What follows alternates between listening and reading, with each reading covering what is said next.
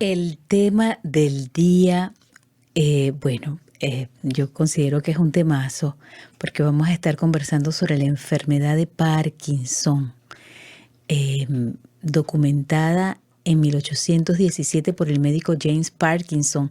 Es la segunda enfermedad neurodegenerativa más frecuente después de la enfermedad del Alzheimer. ¿Qué te parece, Elio? Una estadística tremenda, impresionante. Y conocemos tan poco del Parkinson, la verdad. Por eso hemos traído a la doctora América Álvarez, quien gustosamente ha aceptado esta invitación. Ella es médico internista y psiquiatra. Está radicada en Miami, Florida. Bienvenida, doctora. ¿Cómo se encuentra el día de hoy? Hola, buen día, ¿cómo están? Buen día, Gracias por la invitación. doctora. Qué bueno tenerla acá con nosotros. Son tantas dudas y qué bueno que siempre nuestros oyentes que están siempre al pendiente de estos temas de salud y que sabemos que les encantan, porque, bueno, es una manera de uno también prevenir, de saber un poco más sobre todo esto, también cuando tenemos un familiar pasando por... Muchas veces, doctora, la persona no sabe que tiene la enfermedad y cuando escuchan los síntomas y dicen, ya va, espérate, déjame ir al médico porque esto se me parece. Y de allí lo importante y el por qué nosotros siempre queremos llevar estos temas a nuestros oyentes. En esta oportunidad, la enfermedad de Parkinson. Entonces vamos a iniciar, doctora, por el principio. ¿Qué es el Parkinson? Bueno, el Parkinson es una enfermedad neurodegenerativa. Eso quiere decir que ataca a lo que es el sistema nervioso central y genera la pérdida de funciones. En particular, la enfermedad de Parkinson va a tener síntomas relacionados con lo que es la movilidad muscular. La persona puede comenzar a sentir rigidez, puede comenzar a presentar temblores, dificultades para tragar, estreñimiento, molestias para orinar, por ejemplo, que no puedan contener la orina, y otros como el lentecimiento generalizado. Se hacen lentos los movimientos, se hacen difíciles, se sienten rígidos los músculos. Es algo que no aparece todo en el mismo momento, sino que algunos síntomas son los que preceden, por ejemplo, los temblores y en algunos casos la dificultad para reconocer olores, que ahorita lo tenemos como que muy pendiente por el coronavirus, pero esta es otra entidad que lo genera. Sí. Entonces, va a aparecer más o menos en personas alrededor de los 60 años, pero tenemos incluso personas menores de 40 con diagnóstico. ¡Guau! ¿De verdad? Sí.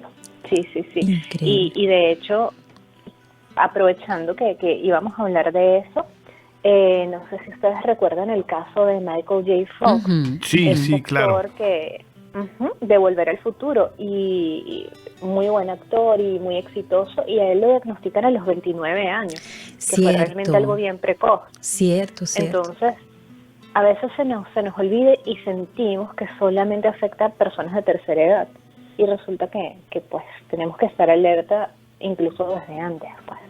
¿Por qué ocurre, doctora? Hay una degeneración de neuronas en ciertas áreas del cerebro, bueno, del mesencéfalo y de la base del cerebro, que son los que están encargados del movimiento. Vamos a decir que son centros del movimiento y estas neuronas comienzan a degenerar.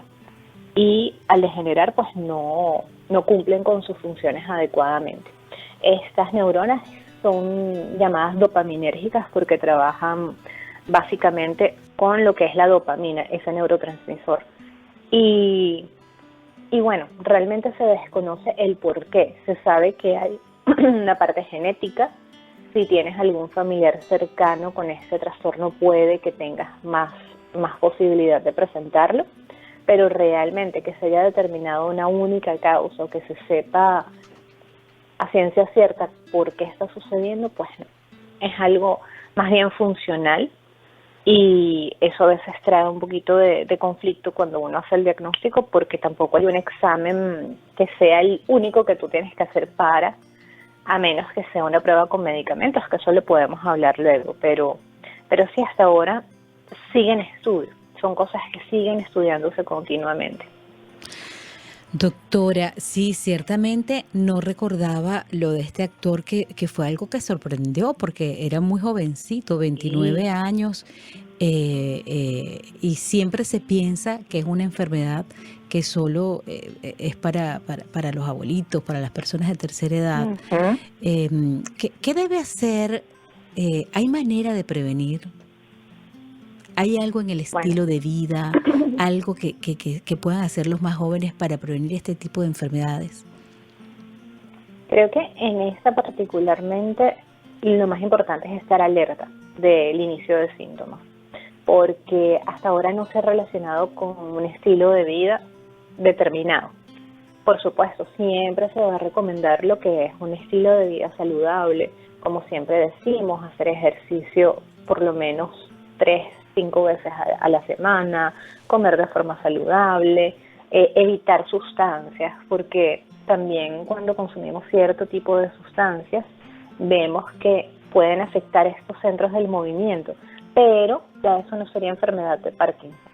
Sin embargo, quedarían síntomas a largo plazo que son igualmente molestos y que pueden impedir la vida normal. Por ejemplo, un caso muy común, porque es de nuestro día a día, es el alcohol. El alcohol puede dejarte sintomatología en la parte motora y que ya no cede simplemente con no tomar, pues, sino que es un daño permanente. Pero eso no sería Parkinson. Sí, Realmente es algo complicado porque se quisiera saber qué cosas hacer para evitar, se quisiera saber, y por supuesto que se continúa en estudios. Justo habíamos hablado de ese actor, él tiene una fundación y existen muchas fundaciones que lo que hacen es recaudar fondos para investigar, para mejorar tratamientos, para sí, hacer más tempranos los diagnósticos, pero hasta el momento algo realmente protector, no. pero entonces lo que ocurre es que hay que informarse para saber, bueno, una vez que cae un caso de Parkinson en tu familia o en tu entorno, Ujú. ¿cómo hacemos para sobrellevarlo, para tratar de no perder tanta calidad de vida? ¿Qué nos puede decir al respecto, doctora? Yo creo que, bueno, primero para la prevención, y es algo que deberíamos repetirnos en cualquier cosa que sintamos diferente en nuestro cuerpo. A veces dejamos que las cosas pasen, a veces dejamos que el tiempo siga y, claro, queremos que las cosas desaparezcan solas, pero lo más importante sería consultar. No, no está de más, es por tu salud. Si tienes algo raro, algo extraño que te está sucediendo, ir a consultar. Ahora, una vez que la persona ha sido diagnosticada, pues yo les diría que es importante informarse de lo que puede suceder o que otras cosas pueden aparecer. Por supuesto que el médico les va a iniciar algún tipo de tratamiento. Hay tratamiento para mantener la funcionalidad de la persona, por supuesto que el mayor tiempo posible. Antes la persona tenía una esperanza de vida disminuida, las personas fallecían más temprano por tener enfermedad de Parkinson. Hoy en día tienen la misma esperanza de vida y ya más bien estamos hablando de darles calidad de vida, que ellos puedan hacer las actividades que deseen, que sean lo más independientes posible y bueno, en eso se basa el tratamiento. Hay muchos cambios para la persona porque va a tender a depender un poco más de los demás y también dependiendo de su ocupación, dependiendo de lo que hacía en el día a día, pues puede haber limitaciones. Y allí entra también la parte psicológica, digamos, porque estas limitaciones y el verte con capacidades disminuidas puede hacer que desarrolles, por ejemplo, depresión. Entonces allí hay que estar bien pendiente. También es difícil para el familiar que ve que su papá, que su hermano, que su esposo está teniendo problemas para la movilización, problemas para hacer sus cosas por sí mismo, y allí también hay que dar apoyo. Hay que dar apoyo para que las personas puedan entenderlo a un nivel en el que lo puedan aceptar. Doctora, entonces, temblor en las manos, los brazos, las piernas, la mandíbula, la cara, rigidez en los brazos, en las piernas y el tronco, lentitud de los movimientos, problemas de equilibrio y coordinación. Ante todo esto, o una de ellas, se debería acudir al médico? ¿Cuál es el médico especialista al que se debe acudir? El médico perfecto para esto es el neurólogo. Es realmente su área de experticia y es el que va a poder hacer el diagnóstico. Si no tienes un neurólogo, con un internista en verdad también vas bien, pero probablemente más adelante requiera que igualmente lo vea un neurólogo. Cambios también, por ejemplo, cosas muy sencillas como lo que les decía, cambios en el olfato. Cambios en el olfato hablan de cambios a nivel neurológico. Puede ser una señal temprana de Parkinson, podría ser, hablando como hoy en día, coronavirus, pero también pueden ser otras cosas. O sea, por supuesto, puede ser una infección respiratoria y si tenemos también tos y otras cosas en el momento, pues ya allí lo interpretamos así. Pero si está solo, pues es bueno consultarlo porque no debería estar pasando. Cambios en la letra. Las personas con enfermedad de Parkinson comienzan a escribir diferente, ellos mismos lo notan, y una de las cosas es que hacen la letra más pequeñita. Entonces, eso también es algo que llama la atención y es bueno consultarlo. Como decían ustedes, rigidez en los miembros, dificultad para movilizarse, lentitud de los movimientos, cambios en la manera en que camina la persona. La persona con Parkinson suele tener una marcha que tiene pasitos cortos, como a veces vemos a los abuelitos caminando como con los pasitos cortos y como si no les da la pierna para extenderla más.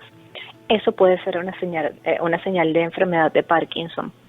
Que la persona tenga la cara más inexpresiva de lo que solía ser, que les cueste la movilidad de lo que es la cara. Incluso nosotros a veces la describimos como jugador de póker, porque la gente que está jugando cartas pues no se necesita que no se deje ver qué es lo que ellos tienen allí en sus cartas, ¿no? Y tienen esa expresión que no se puede leer. Pues bueno, si la persona se vuelve así y de un tiempo para acá no es muy expresivo facialmente, eso también hay que consultarlo. Sí. Así que cambios en lo que es movimiento, cambios a veces para la deglución también, o cambios en la voz, porque allí hay músculos, los músculos de la laringe, que tienen que ver con eso y obviamente también se afectan. No existe una cura para la enfermedad de Parkinson, cierto, pero en los casos severos he escuchado hablar sobre cirugías de estimulación cerebral profunda, doctora, ¿es cierto? Sí, hasta el momento no hay cura. Lo que se hace es tratamiento que, como les digo, les mantenga la mayor funcionalidad y la mayor calidad de vida a los pacientes. Hay diferentes tipos de tratamiento y, digamos, el más invasivo es colocar electrodos dentro del cerebro para que a través de un aparato se emite una señal. Entonces tú estimulas esos centros del movimiento a través de ese electrodo que está instalado allí.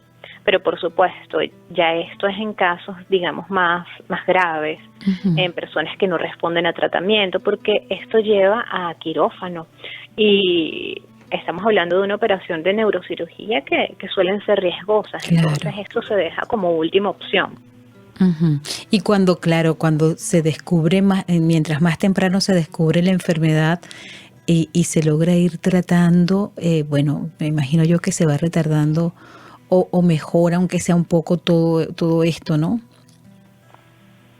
Sí, siempre la detección precoz, el inicio de tratamiento precoz va a ser algo que nos resguarde. El hecho de que se pierdan esas vidas de neuronas o esa funcionalidad de las neuronas, y podemos incluso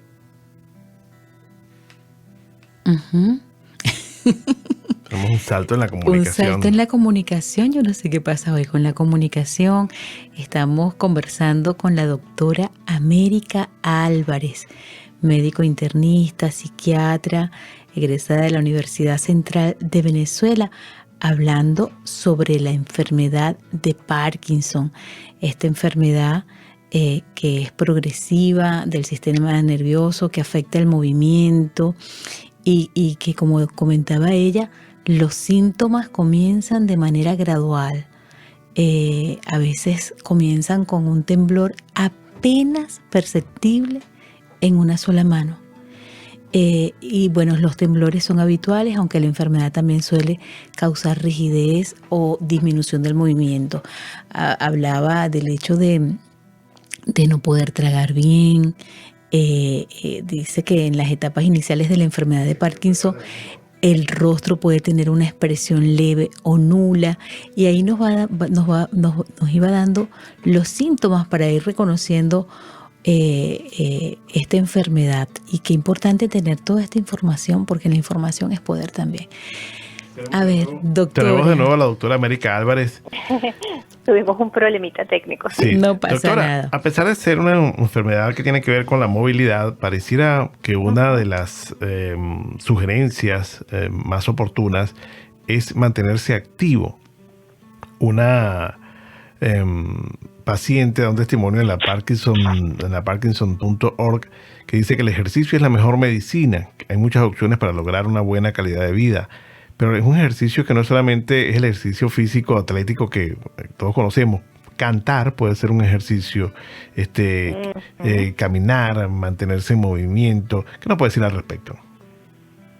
Sí, definitivamente para las personas que tienen esta enfermedad, pues incluso pueden hacerse lo que es la rehabilitación o la terapia ocupacional para enfocarse en cuáles son las áreas que están más, digamos que más comprometidas. Entonces, si una persona tiene problemas de disfonía o problemas con la voz, cantar, vocalizar, calentar las cuerdas, movilizar esa parte puede ser terapéutico, y además, también dependiendo del carácter de la persona, eso puede ser algo que le mejore el estado de ánimo. Definitivamente hay que mantener a la persona activa, porque a pesar de que, vamos a decir que el cuerpo se está resistiendo a nivel de control, pues estamos hablando de la parte circulatoria, estamos hablando de la salud de esos músculos, de las articulaciones, de los huesos y, por supuesto, todo lo que conlleva el ejercicio. Fíjense que las personas con Parkinson pueden desarrollar estreñimiento, y una de las cosas que hacemos para mejorar esto es justamente el ejercicio físico. Entonces, no está de ninguna manera desaconsejado el ejercicio, todo lo contrario, pero por supuesto, como en todo, con medida. No vamos a obligar a una persona, digamos, a un entrenamiento súper, digamos, pesado, o que lo vaya a debilitar, o que lo pueda, más bien, le pueda generar un problema adicional, por ejemplo, una lesión. Pero claro, sí, todo lo que es movimiento muscular es algo que se aconseja y que además tiene efectos beneficiosos para el resto de la salud de la persona. Eso también pasa con las enfermedades crónicas, que a veces uno se enfoca tanto solo en la enfermedad que se olvida que el resto del organismo sigue allí y que el resto de la salud debe ser cuidada. Entonces, el ejercicio realmente es una prevención y a veces es una medicina para muchas cosas. Doctora, con referencia a los factores de riesgo, ¿la predisposición genética está allí? Sí, eso se está estudiando y sí hay predisposición genética. Además, bueno, por supuesto que el componente familiar, cuando hablamos genético, pues hablamos de variaciones de genes, incluso dentro de la misma persona. Pueden haber mutaciones, por ejemplo, pero también hay un componente familiar. Así que si los padres, alguno de los padres, tíos, abuelos, han desarrollado este tipo de enfermedades u otra enfermedad relacionada al control del movimiento, pues nosotros deberíamos estar más pendientes de cualquier señal. E incluso, como sucede con pacientes, por ejemplo, con cáncer, una visita al médico una vez al año para que el médico haga el examen físico neurológico a partir de cierta edad no es una idea descabellada. Es algo que se puede hacer y que realmente es saludable, pues. Justo con la idea de encontrar los primeros síntomas y hacer el diagnóstico lo más rápido posible. Uh-huh. ¿Y es más común en hombres o en mujeres? ¿O es igual? Bueno, se suele ver un poco más en hombres. Sin embargo, el hecho de que seas mujer, pues no es realmente algo que te proteja al 100%, pues sí se puede ver. Pero sí, realmente es más la cantidad de hombres. Pues estamos conversando con la doctora América Álvarez en torno a esta enfermedad de Parkinson. Algunos famosos que la han padecido: Michael J. Fox, el actor de Volver al Futuro, y el boxeador Muhammad Ali, Cassius Clay, padecieron la enfermedad. Al aire no vamos a decir nada al respecto de medicamentos, solo me gustaría que hablara sobre si existe alguna química que cuando la gente va al especialista, va a salir de allí con alguna receta que pueda aliviarle los síntomas. Ujú. Sí, claro que sí. Van a salir con la prescripción del medicamento, y afortunadamente cada vez se estudian más líneas para que no sea... Fíjense que hay pacientes que no responden, digamos, al más común, entonces hay otras líneas de tratamiento que se pueden usar con ellos. Igualmente, en pacientes con Parkinson, una cosa que no nos habíamos referido es que pueden tener trastornos de la memoria, puede haber síntomas de demencia, entonces también se utilizan en algunas ocasiones medicamentos que previenen esta parte de la demencia, y allí también entraba lo que hablaban ustedes, que incluso dentro del tratamiento tiene que estar el hacer uso de los músculos, el hacer uso del cerebro, por ejemplo, leer, hacer actividades numéricas, etcétera, para evitar que haya ese daño, digamos, en la función. Doctora, ¿y es frecuente tratamiento? La interconsulta por psiquiatría? Porque, claro, una noticia de esta es una enfermedad incurable con un futuro que tú no sabes qué esperar. Bueno, te va a activar mucha ansiedad, mucha depresión. ¿Cómo es la clínica de estos pacientes en psiquiatría? Fíjense una cosa, los pacientes, según lo que se ha estudiado, pueden tener síntomas depresivos incluso desde el inicio de los síntomas, vamos a decir que motores o propios de la enfermedad. Y tiene que ver en parte con verte imposibilitado a realizar tus actividades cotidianas, por lo menos como las venías haciendo, porque evidentemente hay adaptaciones y hay cosas que se pueden ir haciendo para continuar. Pero eso con respecto a los primeros síntomas. Ya luego, cuando te dicen lo que te está sucediendo es esta enfermedad, y la persona comienza a leer justamente eso, no tiene cura, es algo degenerativo, o sea que va a progresar y va a ir probablemente a comprometerme más. Esto genera muchísimo miedo, y la ansiedad se dispara porque la persona comienza a pensar en el futuro, qué va a ser de mí en unos años, quién me va a cuidar, quién va a ser el que sostenga el hogar, quién va a ser el que compre mis medicamentos. Y si ven casos de personas muy, muy afectadas, que no necesariamente eso les tenga que pasar a ellos, pues ellos se proyectan allí y piensan o sienten que eso les va a pasar a ellos y que ellos van a quedar en esa posición o con esas dificultades, y por supuesto que es difícil como que mantenerse en el presente cuando ves un futuro tan difícil. Y allí justo es que vienen estas ideas de desesperanza, de no hay futuro para mí, las cosas se acabaron, pues, porque cambia el rol de la persona. De repente es un padre de familia que es el que lleva el dinero, o la señora de la casa que hace todo, y ahora necesita que la ayuden o no puede hacer las labores como quería, o está trabajando la señora y tiene que dejar el trabajo. Entonces, ese cambio en la vida es difícil. Si bien es difícil para nosotros cuando estamos sanos, incluso el retirarnos, el tener un cambio, cuando es por enfermedad, pues la cosa es más dolorosa y es difícil. Claro. Doctora, vamos a hablarle a ese hijo o hija que nos está escuchando y tiene a un papá o una mamá con esta enfermedad, el mal de Parkinson. Y bueno, según lo que hemos conversado acá, la parte genética es un factor de riesgo, así como lo es la edad, como lo es el sexo. ¿Qué podríamos decirle? ¿Qué podría usted decirle, recomendarle a esta persona? Okay. Bueno, la recomendación es informarse primero, entender un poco mejor qué es la condición que se está presentando en uno de los padres o en un familiar cercano. hay que tenerle paciencia porque la persona puede manifestar rabia, puede mostrarse incómodo, impotente y no ser fácil de manejar. Incluso hay que ser paciente con uno mismo, porque uno como hijo o como familiar también siente rabia, se pregunta por qué le sucede eso al familiar, se siente también como en un cambio de vida, porque allí ya hay que pensar en quién va a cuidar a la persona o cómo se va a hacer con los gastos médicos. O sea, son situaciones difíciles y tenemos que intentar tener paciencia y quizá ir resolviendo las cosas en la medida en que se vayan presentando. Hay que cuidarnos mucho, que esto pasa bastante con los cuidadores.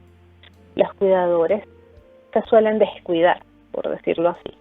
Te enfocas 100% en la persona, en sus horarios de comida, en que vaya a sus terapias, en que vaya al médico, en que duerma, etcétera, etcétera, y te olvidas de ti. Y al final estamos haciendo un daño doble, porque si tú te enfermas, que eres el que lo cuida, esa persona no va a tener en quién apoyarse. Y definitivamente no queremos tener dos personas enfermas en la familia.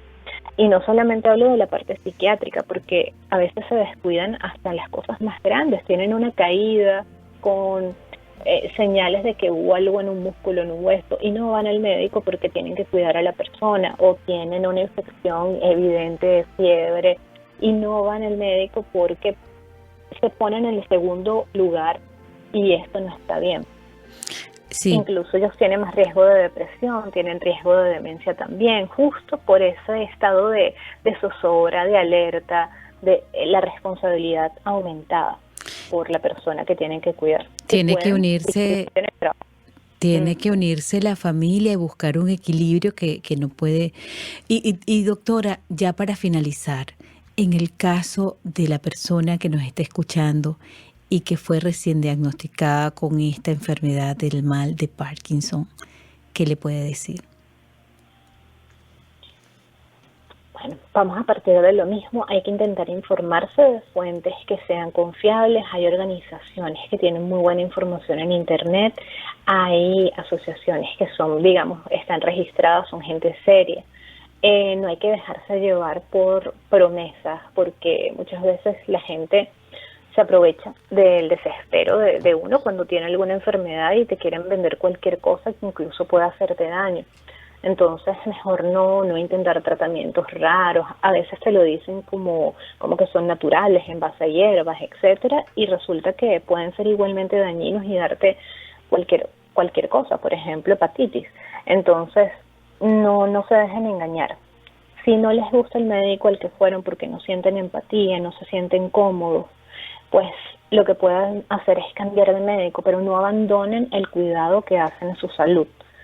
Es lo más importante. Si el tratamiento no les va bien porque sienten algo, díganle al médico también, porque a veces nosotros no sabemos, colocamos el tratamiento, les decimos vengan en tanto tiempo, cualquier cosa me avisan, pero si el paciente luego no avisa, pues uno asume que le va bien y muchas veces no, y es que el paciente abandonó el tratamiento por algo, por el costo, porque no le cae bien, porque hay algo que le genera que le molesta.